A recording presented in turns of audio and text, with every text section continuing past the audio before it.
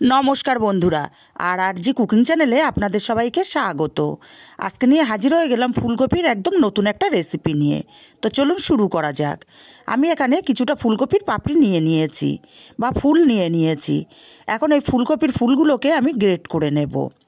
যে কোনো গ্রেটার দিয়ে গ্রেট করে নেওয়া যাবে ফুলকপিগুলোকে। আর আমি শুধু ফুলগুলোই গ্রেট করব, শক্ত ডাঁটাটা আমি গ্রেট করব না।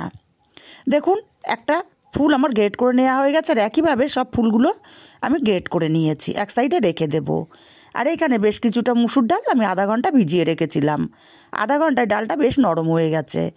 এখন যতটা সম্ভব জল একদম ছেঁকে নিয়ে ডালটাকে শুকনো করে দানা দানা করে পেস্ট রেডি করে নিতে হবে। আমি ডালের পেস্টটাকে একটা আলাদা পাত্রে নিয়ে নিচ্ছি। আর দেখুন, দেখেই বুঝতে পারছেন ডালগুলো দানা দানা শুকনো শুকনো পেস্ট করেছি। এখন আরেকটা মিক্সচার জারে দিয়ে দেবো 1 ইঞ্চি পরিমাণে আদা কুচি, দিয়ে দেবো 5-6টা রসুনের কোয়া, আর ঝাল অনুযায়ী দিয়ে দেবো কাঁচা লঙ্কা। ঝালটা যে যার স্বাদ অনুযায়ী দেবেন। অল্প করে জল দিয়ে মিহি করে পেস্ট রেডি করে নেব। আর এদিকে ডাল বাটার মধ্যে দিয়ে দেবো ডালের মধ্যে দিয়ে দিচ্ছি গ্রেট করা ফুলকপিগুলো। এখানে দিয়ে দেবো 1 চামচ বেসন বাইন্ডিংয়ের জন্য, আর দেবো 1/2 চামচ হলুদ গুঁড়ো, সামান্য একটু ঝাল লঙ্কার গুঁড়ো, 1 চামচ পরিমাণে আদা কাঁচা লঙ্কা রসুনের পেস্ট, দিয়ে দেবো বেশ কিছুটা ধনে পাতা কুচি, আর দিলাম একটা বড় সাইজের পেঁয়াজ কুচি, স্বাদ মতো লবণ। সব কিছু খুব ভালো করে মাখিয়ে নিতে হবে। একদিন এভাবে রান্না করে দেখবেন, স্বাদে হয় অসাধারণ। দেখুন, খুব ভালো করে মাখিয়ে নিয়ে অল্প পরিমাণে নিয়ে হাতের মধ্যে পাকালেই কিন্তু মুইটা শেপ চলে আসছে।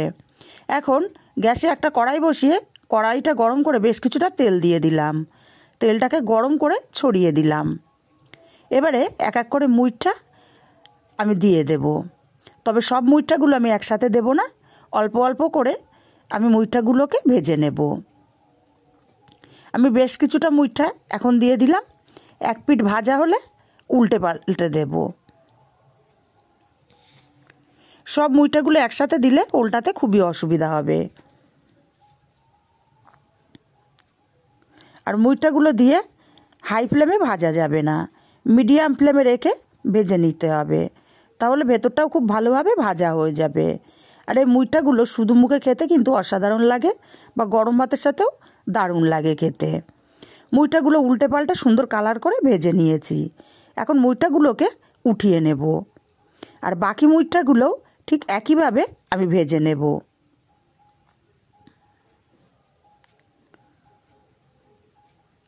রেসিপিটা কেমন লাগলো কমেন্ট করে জানাতে কিন্তু ভুলবেন না। মুইটাগুলোকে উঠিয়ে নিয়েছি, আর বাকি মুইটাগুলোও আমি একইভাবে ভেজে নিয়েছি। টোটাল 3 ব্যাচে মুইটাগুলোকে আমি ভেজে রেডি করে নিয়েছি। এখন এই মুইটাগুলোও আমি উঠিয়ে নেব। দেখুন, সব মুইটা আমার ভেজে রেডি হয়ে গেছে। এখন এই তেলের মধ্যে দিয়ে দেব আলু। আমি আমার প্রয়োজন মতো আলু নিয়েছি, আপনারা আপনাদের প্রয়োজন মতো আলু নেবেন। সামান্য একটু লবণ দিলাম, আর সামান্য একটু হলুদ দিলাম। লবণ হলুদটাকে দিয়ে আলুগুলোকে বেশ লাল লাল করে ভেজে নিতে হবে। আলুগুলো ভাজতে ভাজতে সুন্দর কালার চলে এসছে। এখন আলুগুলোকে আমি উঠিয়ে নেব। আলুগুলো উঠিয়ে নিয়ে এই তেলের মধ্যে দিয়ে দিলাম একটা শুকনো লঙ্কা, একটা তেজপাতা, আর দিয়ে দেবো 1/2 চামচ পরিমাণে গোটা জিরে।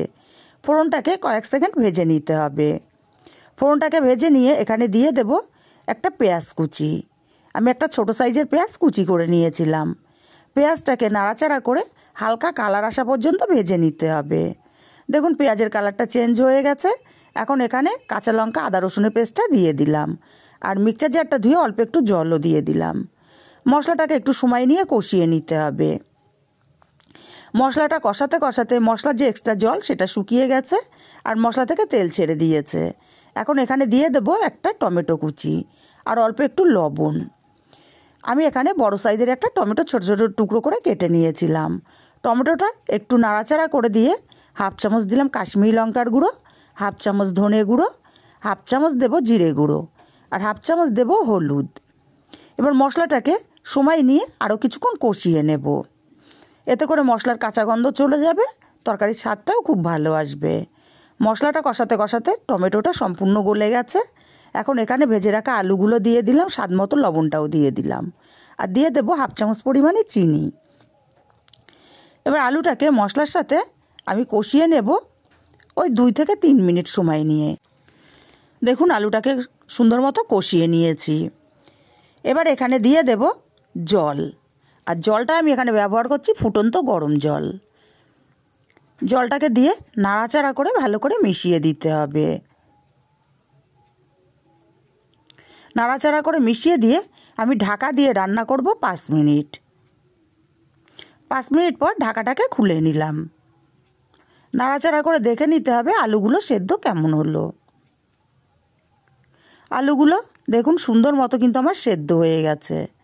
এখন এখানে ভেজে রাখা ফুলকপির মুইঠাগুলোকে আমি দিয়ে দেব। সব মুইঠাগুলোই আমি দিয়ে দিলাম। নাড়াচাড়া করে ভালো করে মিশিয়ে দিয়ে আমি ঢাকা দিয়ে আরও 5 মিনিট রান্না করব। 5 মিনিটের মধ্যেই মুইঠাগুলোর মধ্যে ঝোল মশলা খুব ভালো মতো ঢুকে যাবে। 5 মিনিট পর ঢাকাটাকে খুলে নিলাম। নাড়াচাড়া করে দেব। আর ঠান্ডা হলে কিন্তু এতটা ঝোল থাকবে না। এখন এখানে দিয়ে দেব সামান্য একটু গরম মশলার গুঁড়ো। গরম মশলার গুঁড়োটাকে দিয়ে ভালো করে নাড়াচাড়া করে মিশিয়ে দিতে হবে। গরম মশলাটা দিয়ে আমি নামিয়ে নিয়েছি। রেসিপিটা কেমন লাগলো কমেন্ট করে জানাতে ভুলবেন না। ভালো লাগলে কাছের আত্মীয় স্বজন বন্ধুবান্ধবের কাছে শেয়ার করতে ভুলবেন না। আর একটা লাইক অবশ্যই দিতে ভুলবেন না।